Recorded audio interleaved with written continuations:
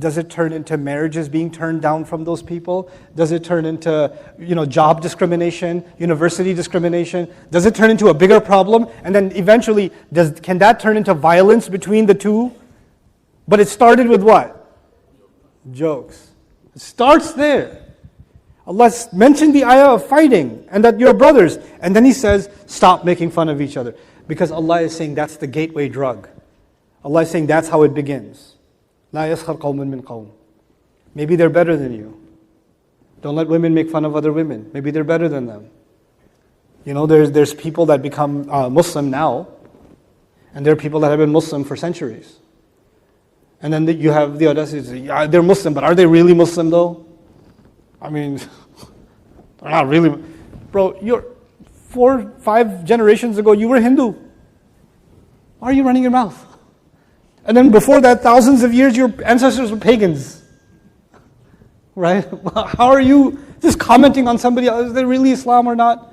Why? Because we have the sense that there's a tendency of tribal people to make themselves feel superior by making jokes about others. Allah is pointing that out. Allah is immediately pointing that out. He is cleansing these people of the poison that comes with that kind of identity. Now, that might make you think, well, should I not have any love for my people? Should I not have any love for my own tribe? Should I not have a sense of ethnic identity also? Yeah, of course, that's coming next. But before we get to that, don't make fun of them. Okay, وَلَا تَلْبِزُوا أَنفُسَكُمْ. And then, وَلَا تَنَابَزُوا بِالْأَلْقَابِ. Do not say condescending things, insulting things, criticize. All these people are, I'm not even going to give you, because I know all the stereotypes, because wherever I go, in the world or in any community, I get all the stereotypes of the other community. Right? Oh, these people, they're all lazy. These people, they're all crooks, man. They're all liars. Those people, oh, you don't want to know. They all beat their wives. These people, they just beat their children. They hate kids. These people, they're so arrogant. They think they're better than everybody else. I know every insult of every Muslim nation against every other Muslim nation. I have an encyclopedia collected. Allah says, لا تلمزوا أنفسكم. He says, don't talk down and don't say insulting things, interesting language, to yourselves. So when a Pakistani is making fun of a Bangladeshi, or a Tunisian is making fun of a Moroccan, they're actually making fun of who? Themselves. That's what Allah says. He says, وَلَا تَنَابَزُوا بِالْأَلْقَابِ. And don't call each other by nicknames. Don't come up with fun names for each other. At the micro level, it's not just, hey shorty, hey fatty, hey side tooth. Not just that. But it's also names based on your identification of a tribe or something. What the Arabs used to do? There was something embarrassing that happened in the tribe, and they always remember that, and they called them by that. Right? They called them by their embarrassing moment. So they're not just condescending because of some physical feature or some racial thing, but also something that happened in their past.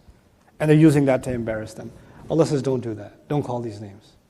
بِئْسَ الْإِسْمُ الْفُسُوقُ بَعْدَ الْإِيمَانِ. All of these things that were normal. By the way, the Arabs would have, you guys are, the younger folks here, I think, probably familiar with roasts, right? Hip-hop roasts. They got nothing on what the Arabs used to do. They used to have like a night-long roast of the other tribe. They start with the head and end at the toe and everything in between. And then they go to your mother, your sister, your cousin, they go entire profile, right? And after they're done, nobody will do business with you again, because every time people see you, they memorize the insult poetry, they start dissing you. You get roasted on the street, you just went to buy some carrots and you just started getting roasted. This was their culture. This was the viral stuff. And now Allah says, بِئْسَ الْإِسْمُ الْفُسُوقُ بَعْدَ الْإِيمَانِ. These corrupt words, these corrupt distinctions, they're all terrible once you have faith. If you have faith, this has to stop. Like at the collective level. What a thing to say. What a thing to say. Now from there, we get to the parable that I came here to discuss with you. After having said all that. The reason I wanted to set this stage is because Allah is giving us this surah at a time where the people that are listening to it, the vast majority of them have not had training under the Prophet ﷺ. And Allah is giving them the most important lessons that will keep Islam from being destroyed. Because these new Muslims, the biggest threat to Islam now is not the enemy. The biggest threat to Islam after Hudaybiyah are the Muslims, are the new Muslims. If they don't do this right, they will rip each other apart, as they have been for centuries and centuries. So now is the time to reinforce internally. We think, when we look at the geomap of the political history of Islam, Islam spread. SubhanAllah, this tribe accepted Islam, this tribe accepted Islam. We're like, oh, takbir, this is the takbir time of the seerah. I love this part, when we kept on winning. The Quran takes a different approach, doesn't it? You're winning, that's quantity, but the moment you expand in quantity, what are you losing? Quality. This surah is about quality. Hold on, stop. We got to fix this problem. Don't celebrate, 85, 300 people took Shahada last month. Where are they? Where are they? Are they doing okay? They all right? Because if you don't treat them right, and if you don't cultivate the right thing, then those 300 people might be the worst enemies of Islam. By your making. Not by somebody else, by your doing. And this is not just even about new Muslims. If we have, for example, and I like saying things that get me in trouble, even though I'm not leaving today, I'm leaving in 4 days. So maybe I should wait 3 more days before I say it, but I'll just say it. We've created education systems in the Muslim world that make children hate Islam. We've created education systems, Islamic ones, that aren't Islamic at all, and by the time kids graduate from them, they're traumatized. And they want nothing to do with their religion. So we don't have to wait for some enemy of Islam to come and rip our kids away from the deen. We're doing a damn good job ourselves. Allah protected us from this. I knew one kid. I tell you a story. I don't know if he's ever told it himself. I'm not going to name his name, so I'll protect the identity. It's one kid, mom's European, dad's Pakistani, right? Memorized Quran, light-skinned, blonde, looks like a white kid. Went and studied in a Muslim country because he wanted to become alim. And when he went and studied there, his teachers used to call him Gora Kutta, white dog. They used to make fun of him. And the teacher that's supposed to be teaching him Quran and Sharia and for years, this was normal. And it was just a funny thing. It was just a funny thing. What Islam is that? How are they doing that and teaching Surah Al-Hujurat? I don't understand. Or they must have skipped the surah, I don't know.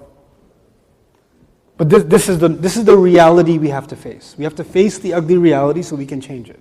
Now, Allah is going to say, I'm going to take maybe a few more minutes with you guys. The ayah we're about to deal with, I started by saying, is about the flesh of a dead brother being eaten, the corpse being eaten.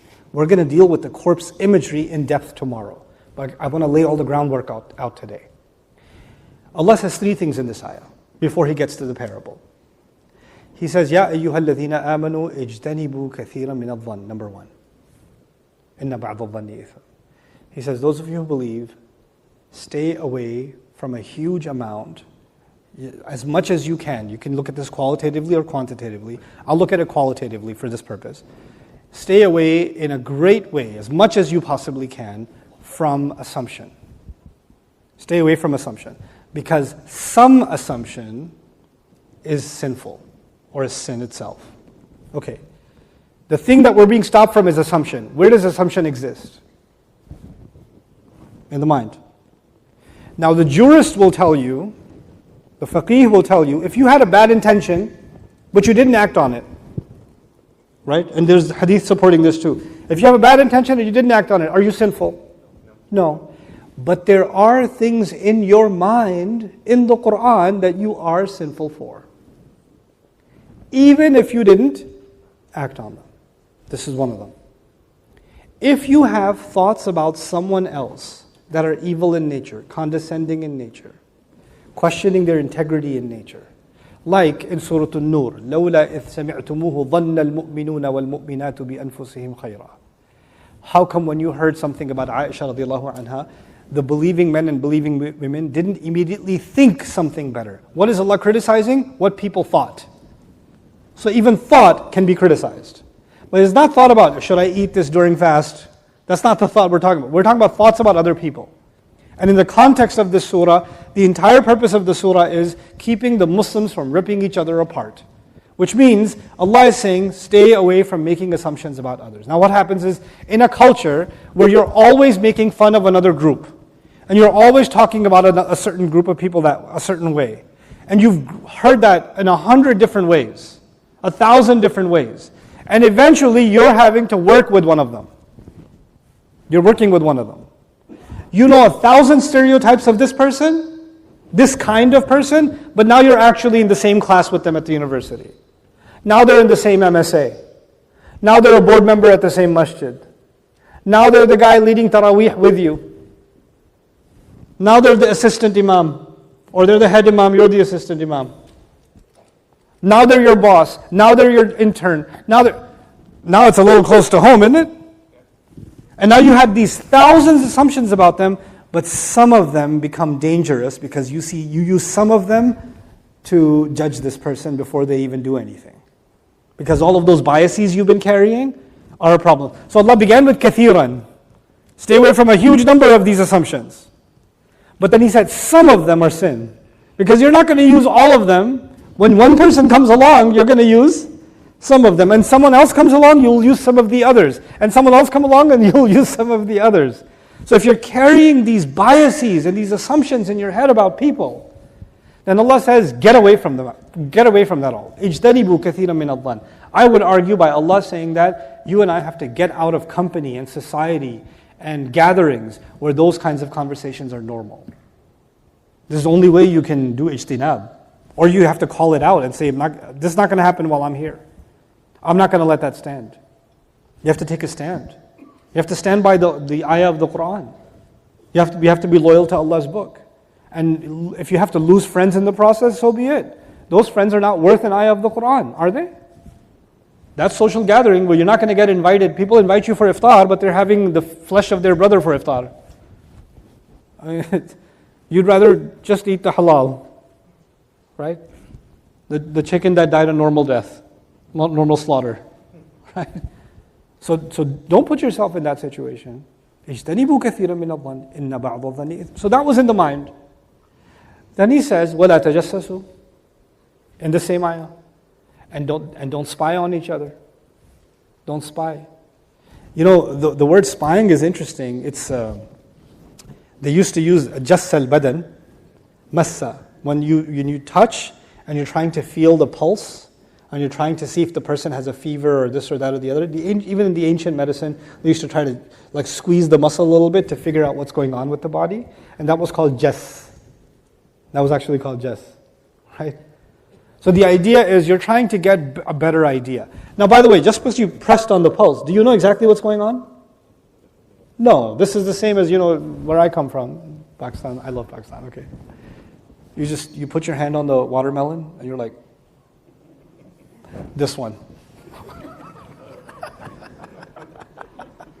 Right? Like it spoke to you spiritually from inside. Right? The ilmul ghaib. Anyway. The thing is, there's a logical progression. If you have an assumption about someone, if you have an assumption about these people are this way, this way, this way, then you see them leaving, I bet you they're doing something. But you don't know that for a fact. And people say, why are you assuming? They may be going to the masjid. Nah, he's not going to the masjid.